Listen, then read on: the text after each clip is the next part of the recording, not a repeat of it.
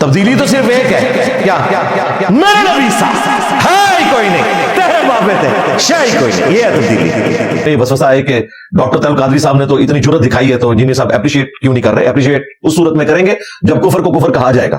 یہ ہو ہی نہیں سکتا کہ تمہارے بزرگوں نے رسول اللہ کی شان میں گستاخیاں کی ہوں، قبر پرستی پھیلائی ہو، شرک پھیلایا ہو، اور ہم ان کے ساتھ کو ایگزسٹ کریں۔ کو ایگزسٹ ہم قرآن و سنت کی بنیاد پہ کر سکتے ہیں، ان لوگوں کی تعلیمات کی بنیاد کے اوپر نہیں ہو سکتا۔ اس کے لیے آپ کو سارے بزرگوں سے دستبردار ہونا پڑے گا۔ ڈاکٹر طیب قادری صاحب ہوں، مولانا طارق جمیل صاحب ہوں، یا ہمارے استاد مولانا اسحاق صاحب ہوں رحمہ اللہ تعالی، ان سب لوگوں کا مسئلہ یہ ہے کہ یہ کہتے ہیں کہ اپنے اپنے بزرگ پکڑ کے رکھو اور کو ایگزسٹ کرو، اپنا چھوڑو نہ کسی کا چھیڑو نہ۔ ہمارا موقف یہ ہے کہ اپنے بابوں سے پہلے دستبردار ہونا ہے۔ سارا فتنہ ان بابوں کا کھڑا کیا ہوا ہے۔ جب تک آپ ان بابوں سے دستبردار ہو کر اپنی نسبت اس ہستی کے ساتھ مضبوط نہیں کرتے کہ جس کی قبر مدینے میں ہے صلی اللہ علیہ وآلہ وسلم، اس وقت تک اس امت کا کچھ نہیں بننا۔ یعنی کہ میرے نبی صاحب ہے ہی کوئی نہیں، تیرے بابے تھے شے ہی کوئی نہیں، یہ بات ہے۔ تو یہ ڈرامہ بازی چھوڑ دیں ڈاکٹر صاحب، اس طرح اتحاد امت کوئی نہیں ہونا۔ جنہوں نے اس امت کو نقصان پہنچایا ہوا ہے انہیں کٹہرے میں لا کر کھڑا کرنا ہوگا۔ اس طرح تماشبینی کرنے سے شاید آپ دو چار دیوبندیوں کے دل جیت لیں۔ اوورال نہ بریلویوں نے اس بات کو قبول کرنا ہے، نہ اہل علم نے قبول کرنا ہے۔ یہ ساری ڈرامہ بازی ہے کہ ٹھیک ہے تم ہماری غلطیوں سے صرف نظر کرو، ہم تمہاری غلطیوں سے صرف نظر کرتے ہیں۔ نہیں، کہنا یہ چاہیے کہ تمہارے بزرگوں نے بھی غلط کہا، ہمارے بزرگوں نے بھی غلط کہا، ہم بزرگوں کو چھوڑتے ہیں، رسول اللہ کے ساتھ اپنی نسبت مضبوط کرتے ہیں صلی اللہ علیہ وآلہ وسلم۔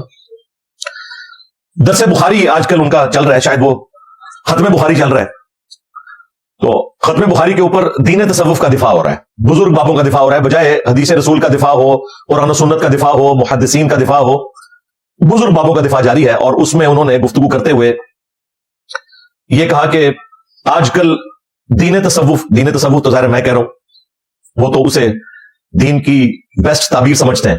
وہ کہتے ہیں دین تصوف کے جو کسٹوڈین ہیں بیسیکلی وہ لوگ دنیا دار ہو چکے ہیں۔ آج کل جو مسندوں پہ بیٹھے ہوئے لوگ ہیں وہ دنیا دار ہے، اس سے دنیا کما رہے ہیں دین بیچ کر، اسی وجہ سے لوگ متنفر ہیں۔ اور لوگ جب ان کی عیاشی والی زندگی دیکھتے ہیں تو لوگ وسوسے میں مبتلا ہو جاتے ہیں کہ پرانے بزرگ بھی اسی طریقے سے ہی کرتے ہوں گے۔ بات تو صحیح ہے، غلط تو نہیں ہے۔ اور یہ بات کہہ رہا کون ہے؟ ڈاکٹر طیب قادری صاحب، جو چٹائی پہ بیٹھے جاتے ہیں ہر وقت۔ جو بندہ یہاں پہ ایک پولیٹیکل جماعت کے ایجنڈے کے اوپر 8 سے 10 سال پہلے لانچ ہوا 2014 کے دھرنوں میں 12 لاکھ کا ٹکٹ لے کے آیا تھا وہ، ہاں جی، جہاں باقی لوگ 2 یا 3 لاکھ روپے کا ٹکٹ دے کے بیٹھے ہوئے تھے، یہ 12 لاکھ والا ٹکٹ لے کے آیا تھا۔ اور یہاں دھرنوں میں اس نے اپنے چہرے سے ٹیشو پیپر کے ذریعے پسینہ پونچھ کر لوگوں کو تبرکن تقسیم کیا تھا۔ یہ ہے دین تصوف۔ اور دین محمدی صلی اللہ علیہ وآلہ وسلم میں بخاری مسلم میں آتا ہے کہ صحابہ کرام رسول اللہ صلی اللہ علیہ وآلہ وسلم کا مبارک پسینہ خوشبو کے طور پر استعمال کرتے تھے۔ یہ فرق ہے۔ دین تصوف کے اندر باپا جانی الیاس قادری صاحب کے موئے عطار تقسیم ہوتے ہیں، ہاں۔ اور دین محمدی صلی اللہ علیہ وآلہ وسلم کے اندر نبی صلی اللہ علیہ وآلہ وسلم کے موئے مبارک صحابہ کرام لیا کرتے تھے، بخاری مسلم میں رپورٹ ہوا۔ یہ فرق ہے۔